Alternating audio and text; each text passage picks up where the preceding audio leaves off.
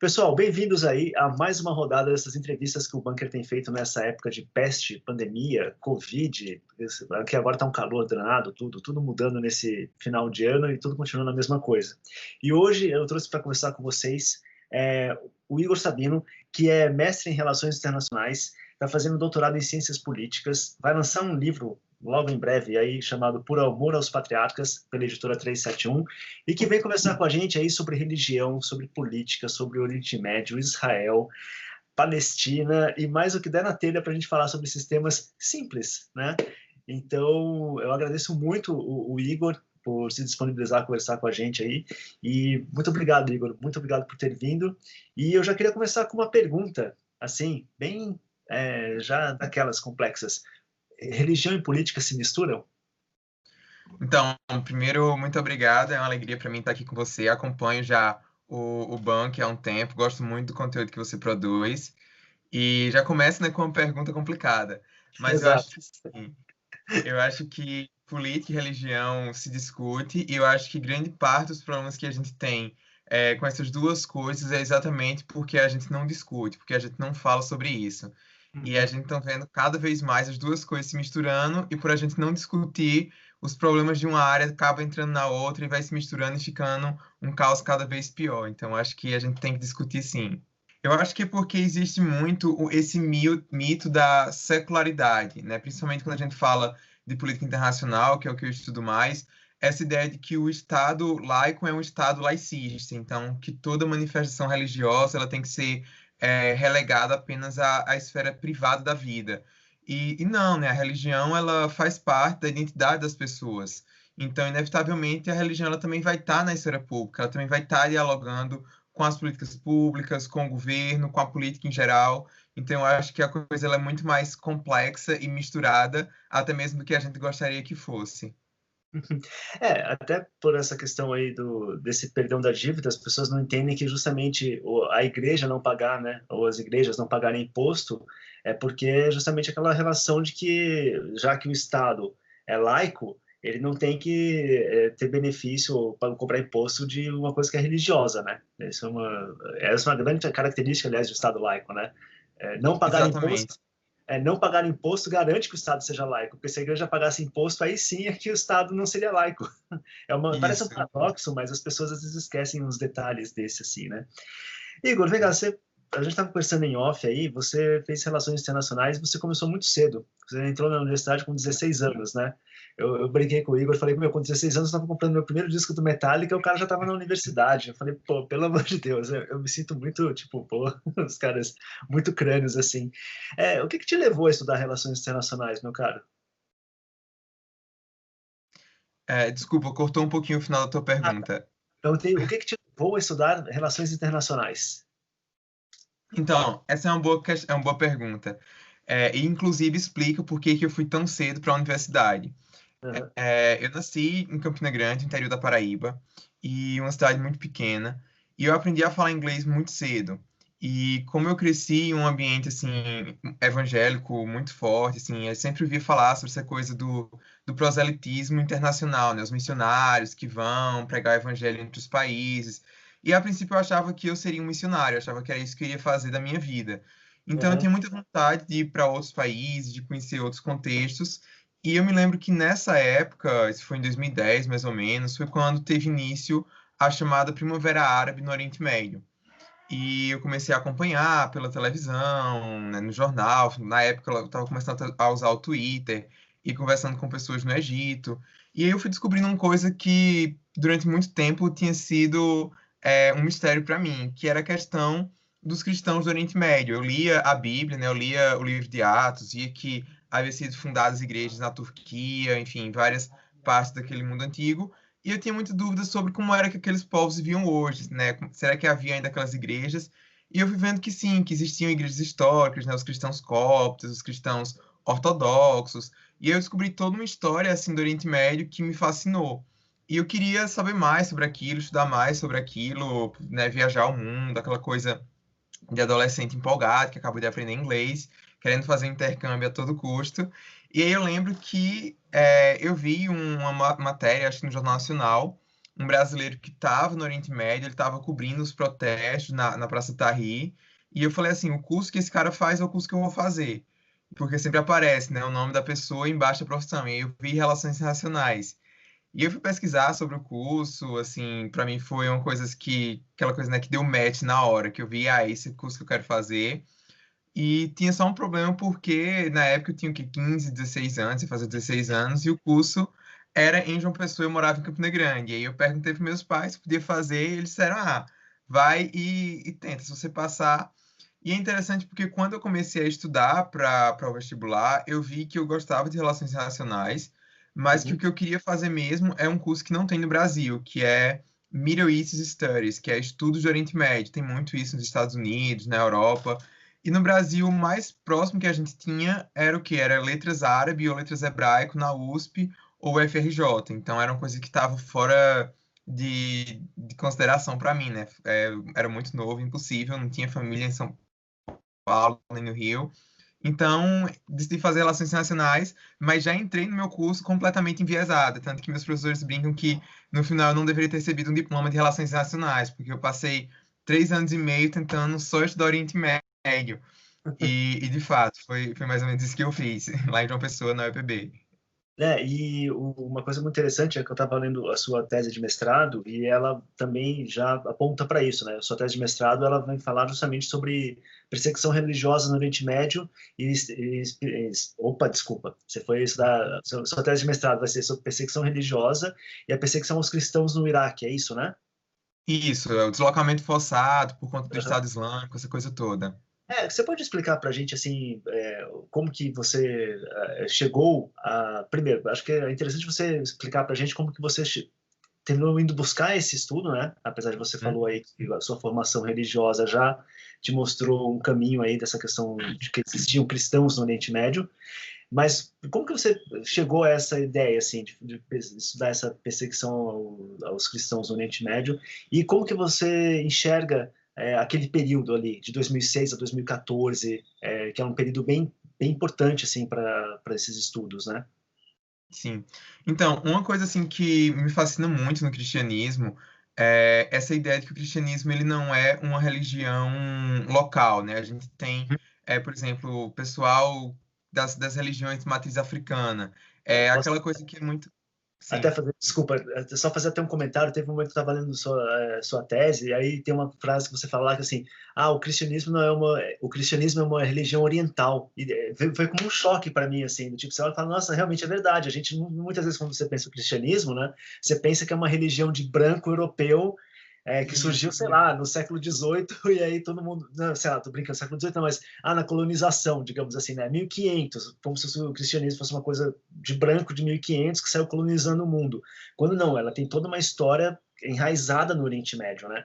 Pode continuar, é Isso. porque eu só queria comentar meu espanto, assim. Aham. Pô, legal. Não, e eu fiquei pensando muito sobre isso quando eu fui estudar antropologia na faculdade e vendo aquela questão das raízes as religiões de matriz africana, o quanto que eles deixam forte, claro, nessa ligação da África, depois as características da religião brasileira. E eu parei para pensar sobre o cristianismo, né? Eu fui vendo que o cristianismo é uma religião que ele tem essa mensagem global, né? Assim como o Islã, são Uhum. religiões missionárias, e uma religião que nasceu ali no Oriente Médio, nessa coisa que veio de Abraão, né? Sim. Tanto o cristianismo quanto o Islã, como o judaísmo. E isso para mim é uma coisa que é muito importante, que sim, é uma característica do cristianismo que me atrai muito, essa ideia, né, que Deus de um único povo, ele criou todos os outros e ele tem um propósito para a humanidade como um todo. E eu sempre brinco que se eu não fosse cristão, eu seria ou muçulmano ou judeu. Muçulmano eu não seria porque eu não consigo servir a um Deus que eu não posso chamar de pai. Então eu seria judeu, mas o processo de conversão é mais complicado, né? Tem a circuncisão, então deixa eu cristão. Mas é Eu, brincadeira.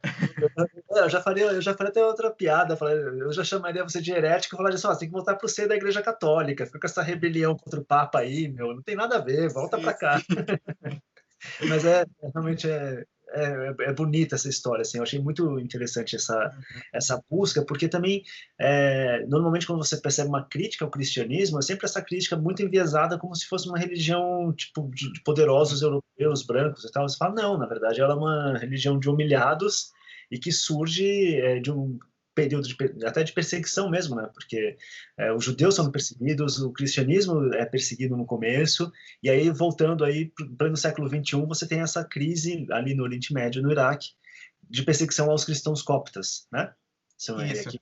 E não só aos coptas, né? Mas assim, os coptas, os cristãos assírios e uma série de denominações que eu não conhecia, porque eu acho uma coisa assim. Eu gostei de você ter falado até dessa brincadeira de voltar para a igreja, né? Da coisa da igreja católica, porque eu noto que para muitos evangélicos é comum eles falarem: ah, os nossos irmãos estão sofrendo perseguição religiosa no Oriente Médio, a gente tem que ajudar.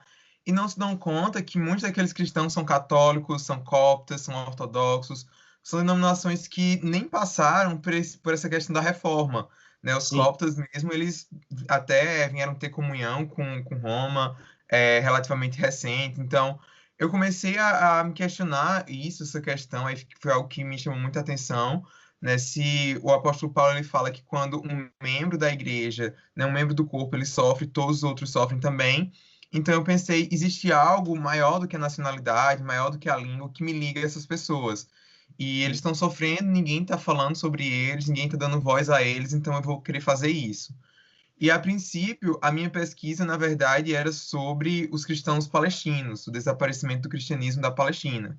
Eu Uhum. sempre tive interesse no conflito Israel-Palestina por conta até dessa minha educação evangélica, né, de ser acostumado a ler muito o Antigo Testamento, identificação natural com Israel, mas eu vi que o conflito ele era muito mais complexo do que eu imaginava, né, os cristãos árabes nem sempre são sionistas, era algo muito mais complicado e eu não teria dados, não teria informação. Então eu decidi me focar na questão da perseguição aos cristãos no Iraque, especificamente. Primeiro porque estava no auge, né? Assim, os cristãos eles estavam realmente sofrendo genocídio. Eu comecei a pesquisar sobre isso para o meu tema de monografia, né, na graduação. Então foi interessante porque eu defendi a minha monografia exatamente um ano depois que o Estado Islâmico tinha surgido. E eu falo sobre o papel dos Estados Unidos na desestabilização do Iraque, que levou, né, que possibilitou o aumento dessa perseguição. E haviam dados que estavam muito claros em relatórios internacionais de várias ONGs, documentos sérios do ponto de vista acadêmico, e ninguém estava explorando, ninguém estava falando sobre aquilo. E aí eu falei sobre isso na minha monografia e dei continuidade ao mestrado, porque era uma coisa que estava ainda assim no auge. E é interessante que eu comecei a escrever a minha dissertação de mestrado em 2016, por aí, e quando foi em 2017, estava na metade do trabalho, eu parei, fui para o Oriente Médio fazer peça de campo, e quando eu voltei, a realidade era completamente diferente. O Estado Islâmico estava praticamente derrotado militarmente, umas coisas que eu queria propor no meu trabalho eram impossíveis de se propor, e eu tive que quase que reescrever tudo. E aí eu fui vendo o quanto que o Oriente Médio ele vai mudando, e o quanto que é importante a gente falar sobre isso, porque a gente teve um momento de boom que todo mundo falava na mídia internacional sobre o genocídio não só dos cristãos, mas dos Yazidis, né? A gente teve o que 3 mil mulheres e meninas que foram vendidas como escravos sexuais. E aí, depois que o Estado Islâmico ele perde o território, as pessoas ficam falando: ah, o Estado Islâmico foi derrotado. E não foi, ele pode ter sido derrotado territorialmente no Iraque, mas a ideologia permanece viva, permanece ativa em vários outros lugares do mundo. E essas 3 meninas que foram vendidas como escravos sexuais, elas continuam desaparecidas. E ninguém Uhum. na comunidade internacional fala nada, ninguém faz nenhum esforço para mexer, para salvar essas pessoas. Então, assim, eu sempre fui o chamado acadêmico ativista, tinha um objetivo muito normativo nas minhas pesquisas.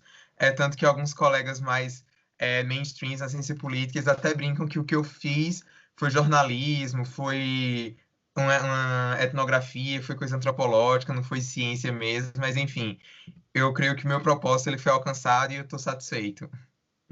E vem cá, só para a gente explorar um pouco mais assim, qual que é a situação, o que aconteceu naquele momento ali no Iraque ali especificamente com os cristãos? O que aconteceu? Essa é para mim a Então, grande pergunta. uhum. Então, a gente tinha uma comunidade muito grande de cristãos no Iraque, Aham. nos anos 90, nos anos 2000. Essa comunidade ela começou a desaparecer, né, a emigrar, principalmente por conta da Guerra do Golfo, aquela instabilidade, as sanções dos Estados Unidos contra o Saddam Hussein. que quem sofria as consequências acabava sendo a população e o regime ele ia se fortalecendo. Mas depois que os Estados Unidos invadem em 2003, há uma mudança completa na balança do poder, porque o país ele era governado por um governo sunita, que era minoria, e os xiitas, que eram a maioria, eles eram oprimidos. E aí, quando os Estados Unidos chegam, o que acontece é o contrário. Os xiitas vão para o poder e os sunitas perdem o poder. Isso gerou uma série de conflitos civis no país, né? Os Estados Unidos achavam que seria fácil chegar lá, tirar o Saddam, iria reconstruir, ia ter a paz democrática e tudo ia seguir em frente tranquilo. E se o plano de invasão, né, de derrubada do Saddam ele foi um sucesso, a ocupação, né, que veio depois foi um desastre. E o Iraque ele mergulhou em uma crise civil, vários grupos terroristas, o próprio Estado Islâmico é um deles. Na verdade, o Estado Islâmico ele surge em 2006 com Azar Qawi, que era um jordaniano. É interessante que os Estados Unidos afirmou que iria invadir o Iraque por conta do apoio o suposto apoio que o Saddam Hussein dava à Al-Qaeda. E a Al-Qaeda ela foi criada no Iraque exatamente para expulsar os americanos, ou seja, não havia Al-Qaeda nenhuma lá. E essa Al-Qaeda do Iraque, que depois se torna o Estado Islâmico, é derrotado em 2006, ali 2007, 2008, mas depois, quando os Estados Unidos eles saem do Iraque em 2011, né, o Obama ele tinha muito essa política contrária às guerras, ele se elegeu, foi reeleito assim, com esse discurso, em parte. Claro que houve outros motivos que levaram a sua eleição e reeleição, mas isso era uma pauta de campanha muito forte, tinha um apelo muito grande para os americanos por conta, né, de todos os traumas, não só a questão do dinheiro dos impostos gastos com conflitos no exterior, mas principalmente as perdas, né, os soldados que voltam para casa traumatizados, que perderam perna, mão, enfim.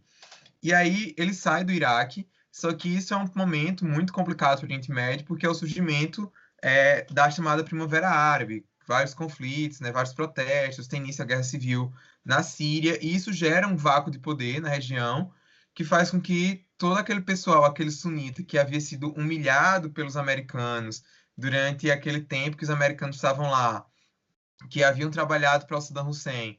Então, quando Obama tira as tropas, o que esse pessoal faz?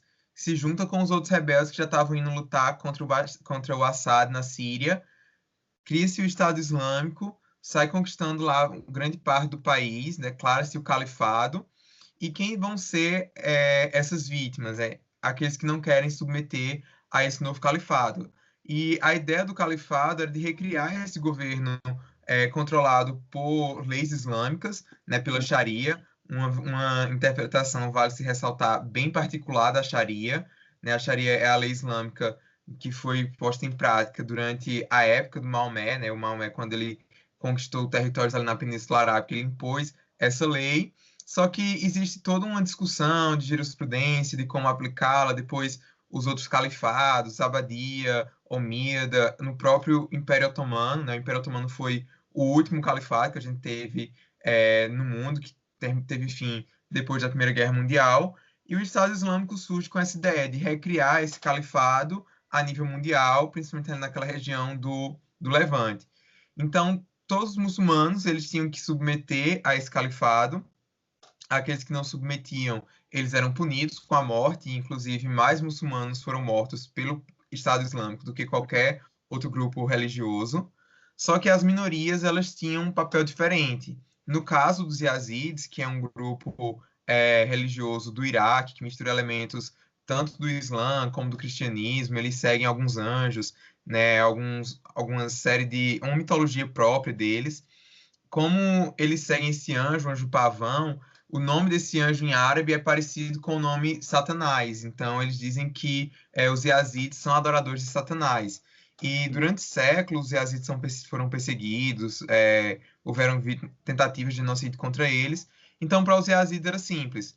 Ou eles se convertiam ao Islã, ou então os homens eram mortos, as mulheres eram escravizadas, vendidas como escravos sexuais, e havia até mesmo uma teologia do estupro. Né, os soldados, eles estupravam aquelas mulheres como um ato de adoração a Alá, para você ver assim, um nível de insanidade. Isso daí, agora é século XXI, né? Você está falando, não é lá Não, atrás, isso né? 2014, isso foi 2014, né, que o Estado Islâmico fez. Uhum. Isso tem propaganda oficial, eles usavam isso até para recrutar europeus, para recrutar ocidentais, dizendo: venha lutar no califado, você vai ter direito a essas mulheres, você vai estar adorando Alá enquanto você as estupra. Isso tudo propaganda em inglês. Eu fiz análise de conteúdo de revista em inglês. E os cristãos eram um pouco diferentes, porque os cristãos, eles são o povo do livro, né? Os muçulmanos, eles creem que Jesus é um profeta, né? Que Alá, ele se revelou primeiro aos judeus. Os judeus não aceitaram a mensagem, não aceitaram Jesus como um profeta, tentaram matar ele, então veio a mensagem para os cristãos, o Novo Testamento, só que os cristãos também deturparam essa mensagem adorando Jesus como Deus. Daí vem a revelação final com Maomé, que é o último profeta e o mais importante, que no caso Uhum. iria corrigir tanto os cristãos quanto os judeus. Mas ainda assim eles creem que os cristãos e os judeus são o povo do livro. Então talvez no futuro, no dia do juízo final, É, Allah tem, tenha tem uma nuance bem aí, bem, tem uma nuance meio densa aí que, apesar deles considerarem que são é, povos do livro, eles são inferiores isso, aos muçulmanos, né? Tipo, eles estão numa isso. Eles categoria são inferior. Então, estão submetidos. Obviamente, dentro do que você está falando aí, existe o Islã, aquele que não segue restritamente a Sharia, né? Que não é mais sim. xiita, ele é até inferior mesmo, porque tem aquela coisa da apostasia, e não sei o que, eles são, por isso que matam, inclusive, mais muçulmanos do que outras Isso, eles são religiosidades. considerados apostas. É, mas o cristianismo e o judaísmo, eles ficam, o povo cristão e o povo judeu ficam abaixo, numa categoria inferior mesmo, né? Isso, só que eles, os cristãos e judeus, eles acabam se diferenciando de outros povos, como por exemplo os Yazidis. Para os Aham. Yazidis só tinha duas opções, né? Ou se convertia ou morria, mulher vira escravo sexual. No caso dos cristãos e dos judeus, eles têm outras escolhas. Eles podem se converter e aí viver em paz. Eles podem pagar um imposto, que é a jazia, e aí viver como dhimes, que seriam cidadãos de segunda classe, e que é Sim. uma espécie de proteção, entre aspas, né? Baseado em um acordo que foi feito com o sultão Omar, e tem algumas regras, né, como os cristãos e os judeus viviam na época do Império Otomano. Não pode ocupar cargo especial, cargo de governo, tem uma série de restrições, mas pelo menos pode viver. Não pode fazer proselitismo, né, tem uma série de restrições, mas ainda assim consegue viver em um regime de apartheid, por assim dizer, na sociedade. Uhum. Além dessa opção, né, que os cristãos eles tinham, era abandonar suas casas, né, deixar sua casa como uma forma de indenização ao Islã, né, esse califado, e ir embora, ou então morrer. E o que aconteceu quando o Estado Islâmico ele conquistou Mossul, né, a principal cidade do Iraque?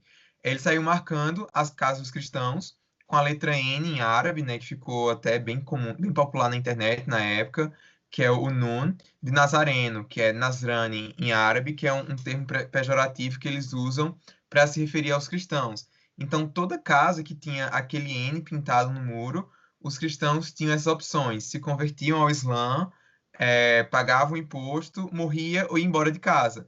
E muitos foram embora, né? Assim, a gente teve cidades históricas como Nínive, né? Nínive da Bíblia, que tinha cristãos desde o tempo dos apóstolos e que ficou sem nenhum cristão, porque nenhum deles quis se converter ou quis pagar o imposto e decidiu sair.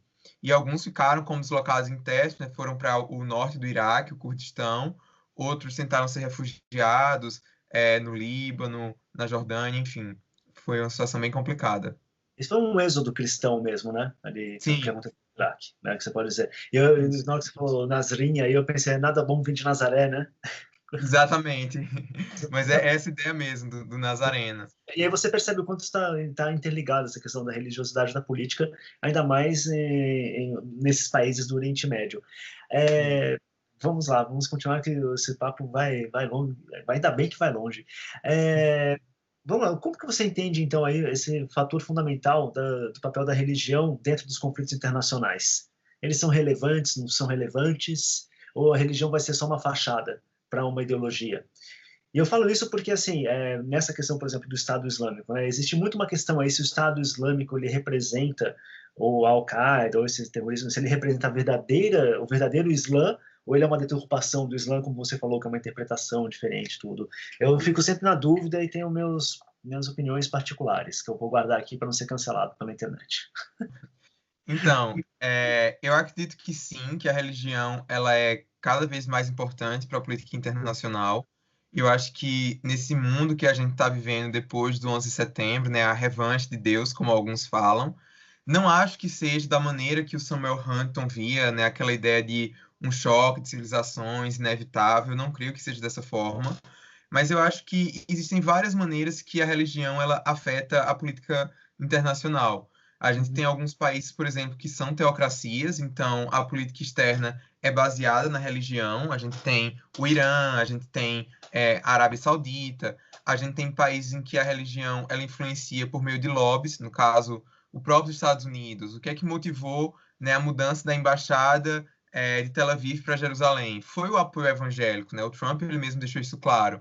Né? Por que uhum, que o Trump está se envolvendo tanto nessa questão dos acordos de paz, que nem é de paz, normalização das relações entre os países árabes e Israel? Isso é para agradar o eleitorado evangélico. Então, isso são formas como que a religião ela influencia a política internacional.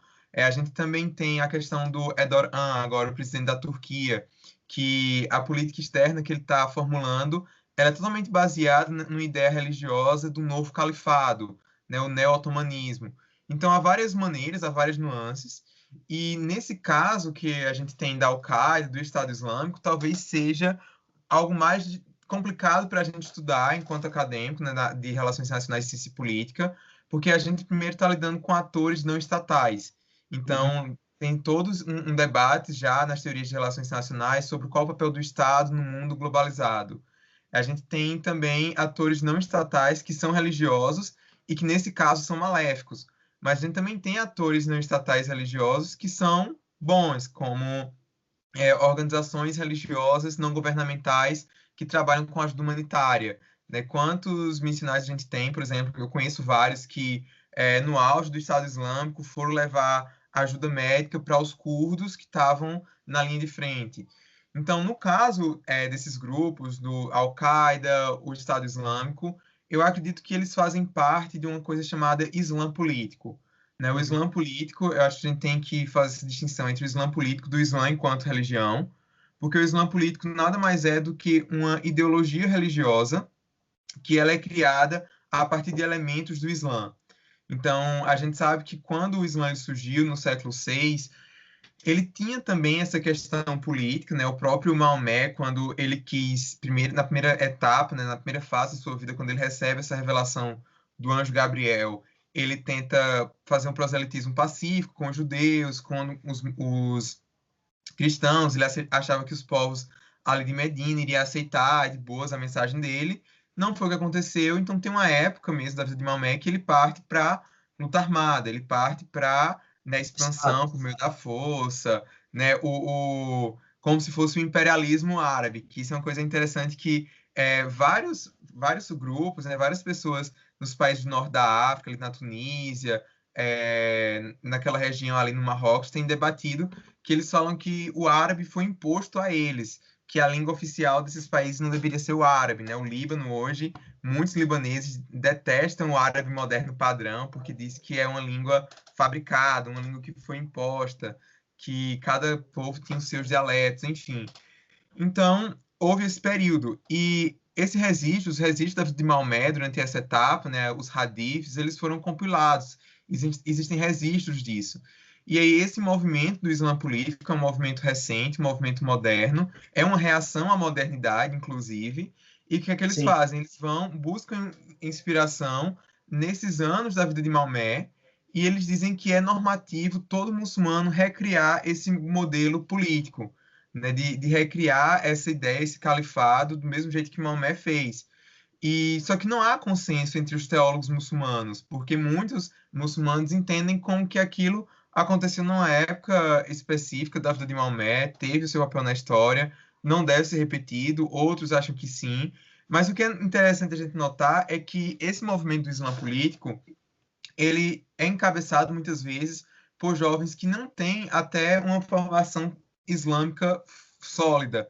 São jovens que sequer vivem uma vida islâmica, assim, por exemplo, piedosa, né, se a gente for usar esses termos. Então a gente viu os atentados em Paris, em Bruxelas, né? Eu não lembro ao certo qual deles, mas teve um que no computador do cara lá, do terrorista, encontraram vários vídeos pornográficos gays. O cara ele era conhecido por fumar maconha, por ir para boate. Então, assim, são pessoas que não necessariamente têm uma vida que segue os preceitos islâmicos, mas eles adotam essa ideologia religiosa, que é essa coisa que é uma mistura, assim, como se fosse um nacionalismo, mas ao mesmo tempo não é nacionalista, porque a sua identidade principal não é étnica, não é nacional, mas sim religiosa. Mas tem essa coisa da guerra do mal contra o bem, né, de você punir os Estados Unidos, a Europa, que foi pelo imperialismo, punir os governantes árabes, que são corruptos, de criar um novo mundo, uma nova ordem internacional. Hã? Extirpar Israel, né, do mapa. Isso para Israel, porque a ideia é o seguinte: para essas pessoas, no Islã, o mundo é dividido em duas partes, que é o Dar al-Islam, que é a casa do Islã, e o Dar al-Harb, que é a casa de guerra. Ainda baseado nessa concepção de Maomé do século VI. Então, não é, nem todo muçulmano concorda com isso. Eu tenho muito cuidado de fazer generalizações com muçulmanos, do mesmo jeito que eu não gosto que façam com os crentes, né, com os evangélicos, até porque, se a gente for ver, os muçulmanos é o quê? 1,2 bilhões de pessoas. Muitos não falam nem a mesma língua, né? A maioria não fala árabe. Então não dá para você dizer os muçulmanos pensam assim, os muçulmanos agem assim. Mas a concepção, né, islâmica lá nesse pensamento é de que o Não, mundo só para deixar bem claro para o pessoal que está assistindo, a gente está falando aqui especificamente desse Islã ideológico isso, que tem uma história dentro do próprio Islã. Se você pegar aqui, por exemplo, o Lethal Obsession, né, do Robert Wistt, esse livro aqui que a gente estava comentando, ele mostra que tem aí esse Islã ideológico tem uma história dentro do Islã de milênios, de milênio, inclusive. Mas a gente está falando aqui especificamente desse aí que está representado hoje em dia pela Al-Qaeda, né, que se transformou no Estado Islâmico, e nesses grupos terroristas que agem por aí, obviamente, só para deixar bem claro, e para a gente não ser cancelado aqui. Sim, sim. E então eles veem Então, xariar para cima da gente, né, querendo decepar a nossa cabeça. Por favor, não façam isso com a gente, meus irmãos muçulmanos. Então, eles veem o mundo de que maneira? Aqueles territórios que são parte da casa do Islã e aqueles territórios que não fazem parte da casa do Islã e que precisam ser reconquistados ou conquistados. No caso de Israel, é ainda pior, porque aquele era um território que um dia já foi parte de um império muçulmano, no caso do Império Otomano, assim como parte da Espanha, parte da Europa. Então, tem muito essa coisa da humilhação. E isso eu acho que, inclusive, quando se fala sobre o conflito Israel-Palestina, é uma coisa que os analistas eles esquecem um pouco. É claro que durante muito tempo as pessoas diziam, não, é só religião, é só religião. Não é só religião, mas a religião ela tem um papel importante e que ela precisa ser reconhecida, não só do lado árabe, mas também do lado judeu. E eu acho que até mesmo do nosso lado cristão, que está de fora, mas que sempre se mete, seja por meio dos Estados Unidos, seja por meio da própria Santa Sé, quando fala sobre o status de Jerusalém, da comunidade internacional. Então, são identidades religiosas que não podem, a meu ver, ser ignoradas nesse debate internacional. E muitas vezes fala-se sobre a religião somente dessa forma negativa, como causando conflito. Mas não, a religião ela também pode ser utilizada até mesmo para solucionar conflitos. Então, Sim. a gente tem visto agora nessa questão aí da normalização das relações entre os países árabes, né, os países do Golfo e Israel, que é uma questão totalmente política, porque os países do Golfo eles temem a ascensão do Irã, né? O Irã é muçulmano, mas é xiita e é persa, então existe uma diferença entre o resto do mundo muçulmano, né? Porque no caso os países do Golfo são árabes e sunitas, e não significa que um é mais radical do que o outro. As pessoas falam assim, fulano é mais xiita, como sendo mais radical, mas se a gente for ver, os principais grupos radicais islâmicos são sunitas. Isso não quer dizer nada, a diferença aí é só com relação à liderança no Islã, quem era que deveria suceder Maomé, foi quando teve esse cisma aí, xiitas e sunitas. Então, tem essa briga hoje pela hegemonia do Oriente Médio. E aí os países árabes eles estão vendo que vale a pena eles cooperarem com Israel para contrapor o Irã, até por conta dos laços com os Estados Unidos.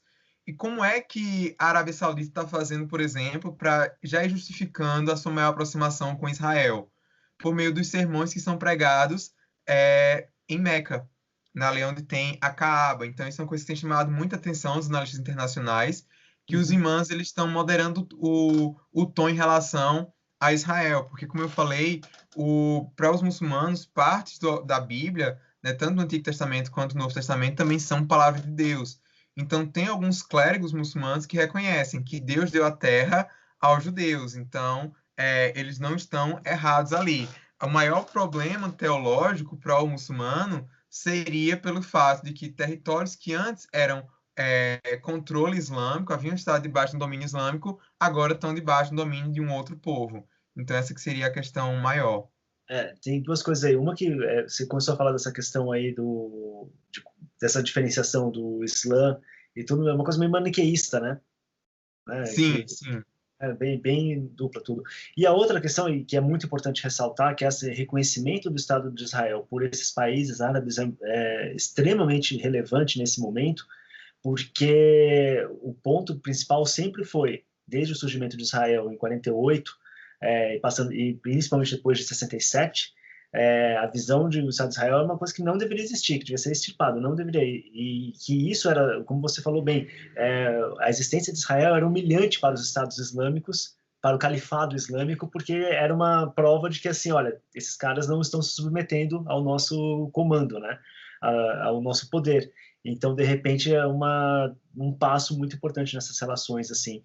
Inclusive, o Robert Wistrich, ele fala uma coisa muito interessante sobre Israel, que ele fala assim, a existência de Israel é como se fosse uma ilha de liberdade no mundo, porque ela vai contra os totalitarismos nazistas, comunistas e desse do califado islâmico que surge aí no século XXI com mais força, né? E herdeiro desses outros dois totalitarismos. E só para fechar, também teve uma hora que você falou assim sobre o Irã, né? O Irã, que é um país muçulmano e também é persa, tudo, eu lembrei do Xerxes, né? E do 300 também. Esses caras não querem dominar o mundo, ou não. Vem cá, uma outra pergunta, assim, como um pesquisador aí desses problemas religiosos e tudo, qual você destaca que é o grande desafio para as políticas internacionais atuais, assim? Qual é o grande problema que você vê, assim? Na questão da liberdade religiosa, o problema da existência de Israel, a perseguição aos cristãos, a ultradireita ocidental que quer arrumar uma justificativa para perseguir tanto os muçulmanos quanto os judeus, né, no final, que sempre um vai seguir o outro. Como que você enxerga esses possíveis conflitos que estão sempre pipocando por aí? Bom, eu acho que, primeiro, do ponto de vista, né, mais acadêmico, eu acho que as pessoas que estudam relações internacionais, estudam política internacional, às vezes tendem a negligenciar a importância da religião Uhum. e, né, não considerando o impacto que isso tem, seja positivo ou negativo, né? Não, fala-se muito hoje sobre identidade, então a gente tem muito essa questão, né, da identidade de gênero, da orientação sexual, Sim. algumas discussões que eu acho que até que são importantes, mas às vezes não se fala sobre como que a religião ela é importante na formação da identidade do indivíduo. Essas discussões que a gente está tendo aí sobre política de identidade, no Oriente Médio isso existe já há anos, mas a discussão não é sobre o seu gênero, como você se identifica, mas é uma questão religiosa. Você é xiita, você é sunita, você é cristão, você é judeu. Isso acaba tendo um peso muito grande. E aí eu noto que se por um lado o pessoal mais acadêmico eles negligenciam isso, as pessoas que são mais religiosas tendem a exagerar isso. E aí você mencionou um ponto importante sobre essa questão da extrema-direita, né? Existem muitas pessoas que falam que existe essa ameaça islâmica contra o Ocidente, então, para responder, a resposta não é o pluralismo, acaba sendo a repressão. Então, há vários países europeus hoje em que, sim, que está crescendo a população islâmica, que eles estão cada vez mais presentes na vida pública, existe. Mas existem aqueles outros países em que o Islã está sendo cada vez mais criminalizado e que as minorias muçulmanas estão sofrendo perseguição religiosa. Por outro lado, tem essa questão do antissemitismo, né? O antissemitismo, às vezes, ele é mais claro de se ver na extrema esquerda, né? Por conta desse ódio a Israel. Então, tenta se justificar isso, falando, não, não é crítica contra os judeus, é contra o seu Estado. Então, você fala mal só do o único Estado judeu no mundo, você diz que tem que desaparecer porque viola direitos humanos, mas você se cala diante de atrocidades cometidas pela China, pela Turquia, pela Rússia, por vários outros países. Você só fala mal de Israel. Por outro lado, é uma coisa que eu acho até que é mais preocupante, é que esses governos de extrema-direita são países em que, principalmente na Europa, existe um aumento cada vez maior do antissemitismo por conta de teorias da conspiração, né, dessa ideia do globalismo, de que o George Soros ele está por trás da mídia, ele está por trás de tudo. Vocês esquecem que o Soros é um judeu, às vezes, né, inclusive. E, ao mesmo tempo, essas pessoas tentam justificar esse antissemitismo por meio do sionismo, dizendo, não posso ser antissemita porque eu apoio Israel. E isso acontece no Brasil rotineiramente, principalmente nos últimos meses, com o atual governo. Sempre que o Ernesto Araújo, o Felipe Martins, né, alguém assim desse pessoal mais à direita, da SECOM, falava alguma coisa, alguma comparação esdrúxula, dizendo que isolamento social é igual a campo de concentração, coisas que relativizam o Holocausto e que pode ser considerado antissemitismo, porque a partir do momento que você relativiza, você abre mão para se negar o que aconteceu. Então, sempre que isso acontece e é pontuado, essas figuras dizem: não, nós não somos antissemitas porque a gente defende Israel, a gente está lutando a favor de Israel na ONU. E, de fato, talvez eles nem sejam antissemitas, mas eles estão tendo atitudes antissemitas. Você pode não ser e ainda assim, né, agir como um. Que na verdade aí eles misturam conceitos, ideias, misturam políticas, tudo num imbróglio que no final das contas termina, como você falou bem, abrindo uma brecha para você partir para o antissemitismo declarado, né? E aí, mas antes da gente até entrar nesse tema, que eu acho que é um tema extremamente importante, o que é que você define como sionismo? Então, eu tenho uma. As pessoas entenderem isso daí, porque eu quero entrar nesse tema do antissemitismo, porque eu acho que ele é muito importante. E, como eu falei, assim, falando, que eu falei um pouquinho antes, né, sobre a questão da existência do Estado de Israel, e a própria existência do povo hebreu é uma marca de liberdade dentro da história. Eu acho que isso é muito importante, assim, porque é um povo que nunca se submeteu a nenhum Estado, né, a nenhum império, e sempre tentou buscar a sua própria independência, sempre teve a sua própria liberdade e independência, de amar ao único Deus, como povo mesmo, como tudo isso. Então, acho que é muito significativo a gente entender aí essas relações do antissemitismo, porque acho que quando você vai contra o povo de Israel, você vai contra o próprio Deus, na minha opinião. Eu posso estar errado, exagerando aqui na minha retórica, mas é isso. Mas o que você entende como sionismo, meu caro? Então, para mim, o sionismo nada mais é do que o nacionalismo judaico. O direito à autodeterminação do povo judeu de ter o seu lar nacional na terra que lhe é ancestral, que no caso é ali um pedaço do que durante muito tempo foi chamado de Palestina, mas que originalmente era Judéia e Samaria. Então, eu tenho essa noção do sionismo, né, do Herzl, que surgiu ali na Europa, na época dos nacionalismos. É claro que quando a gente fala sobre sionismo, existem vários sionismos. A gente tem um sionismo, inclusive, de esquerda, né? Havia judeus que eles eram marxistas, que eles sofriam com os pogroms no leste europeu, e eles queriam para Israel para criar a utopia comunista, só que sem o elemento antissemita. Então, existem várias correntes de sionismo, mas para mim, ser sionista é reconhecer que os judeus eles têm direito, como qualquer outro povo, a ter um lar nacional, e acontece que esse lar nacional hoje é o Estado de Israel. Então, eu acho que é muito complicado você ser anti-sionista hoje, porque você ser anti-sionista implica que você é contra a existência de um Estado que é reconhecido pelo direito internacional. Ao mesmo tempo, ao dizer que eu sou sionista, que eu defendo o direito de Israel existir, não significa que eu não defenda o direito dos palestinos de terem o seu próprio Estado, né? Eu defendo a solução de dois Estados, como o direito internacional defende, que era a proposta inicial da ONU, ali em 1947, foi o que o Brasil votou. E por que que aquilo não foi adiante? Porque os países árabes, inclusive muitos dos que hoje estão normalizando relações com Israel, na época foram contra, não aceitaram essa ideia. Só que, claro, o conflito ele foi mudando, né? Israel sofreu várias ameaças, entrou em guerra várias vezes. Então, o território que seria parte do Estado de Israel quadruplicou, se brincar, né? Aumentou muito o seu tamanho. Aquele mapa inicial de 47, ele é inviável, não tem condições de você se criar um Estado palestino naquelas condições, mas eu acho sim que ainda é possível fazer ajustes para que no futuro se crie um Estado palestino e que, quem sabe, com a minoria judaica, como a gente tem hoje o Estado de Israel, 20% da população de Israel é árabe. Então, para mim, ser sionista é isso, é reconhecer que os judeus eles têm direito a um lar nacional no seu território que lhes de onde eles são nativos, né, durante séculos, porque existe também essa narrativa, essa tentativa de dizer que os judeus eles não são um povo nativo do Oriente Médio. Não sei se você sabe, mas, por exemplo, a autoridade palestina ensina nas escolas que o Templo de Salomão nunca foi construído, de que não existe Monte do Templo. Sim. E isso é um negacionismo histórico grotesco. Então, eu acho que é basicamente isso, reconhecer que Israel tem direito de existir. Uhum. Essa questão, tem várias coisas aí que você falou, né? Existem vários tipos de sionismo. Existe o sionismo, na verdade, a ideia do sionismo mesmo, ela nasce ali no século XIX, né? Final do século XIX, se não me falha a memória, porque alguns líderes judeus já viam na Europa um recrudescimento do antissemitismo e já pensavam nessa solução, antes mesmo da Revolução Russa e tudo, já pensavam nisso. Aí, com o avanço do século XX, né, a coisa vai piorando, piorando, piorando, e acontece o Holocausto, tudo. Mas é muito interessante que hoje você falou isso muito importante, né? Essa questão do antisionismo hoje, o antissemitismo hoje, ele é muito ligado à existência do Estado de Israel.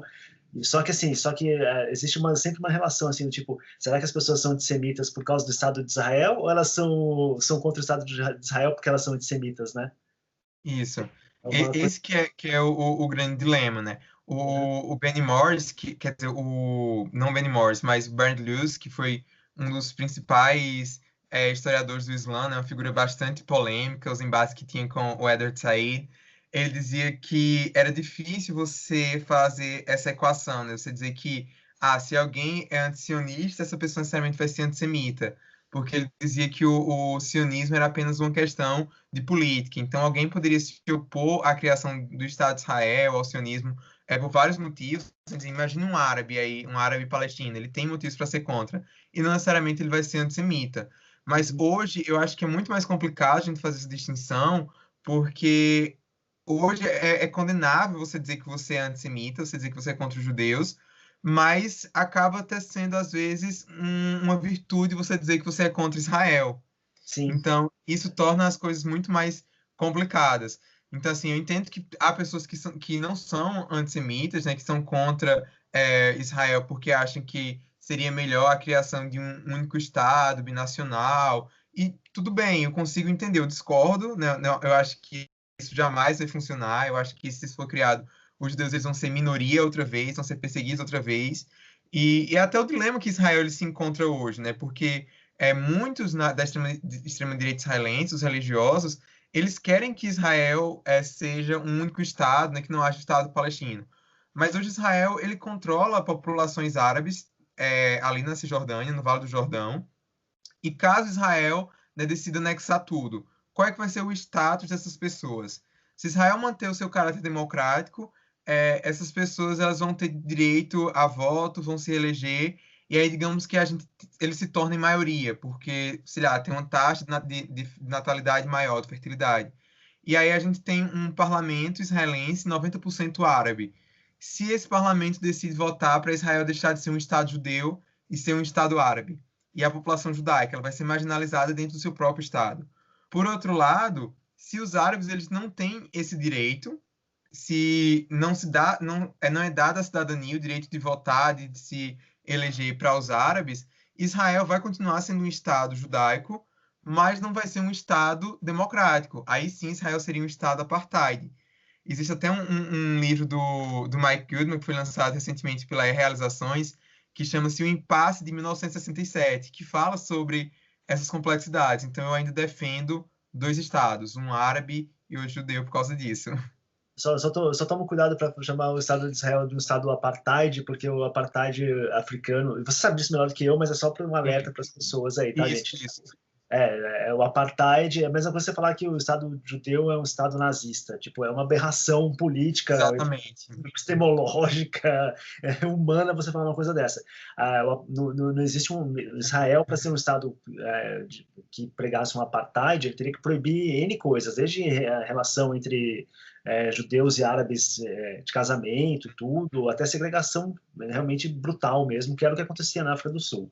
É só porque não, e até ridículo falar isso, porque se a gente for ver 20% da população de Israel é árabe, a gente tem partidos árabes representados no parlamento israelense, e o maior percentual de árabes com doutorado no mundo está em Israel. Então fazer um apartheid judaico lá, um apartheid palestino, é um absurdo, assim, não tem como. Isso. E só até para ressaltar uma coisa importante, nessa questão do sionismo, existem até judeus ortodoxos que são contra a existência do Estado de Israel por questões religiosas, né? Isso é muito interessante a gente pensar, assim, porque também, da mesma forma que você falou, que existe toda uma gama de muçulmanos e do Islã, tudo, também existe muitas diferenças dentro do próprio judaísmo em relação à existência do Estado de Israel. Só que eu também concordo com você, assim, acho que tem que existir mesmo, acho que a questão de ter dois Estados é uma solução que vai ser construída com o tempo. Também a gente às vezes esquece que o Estado de Israel é um Estado muito novo, né?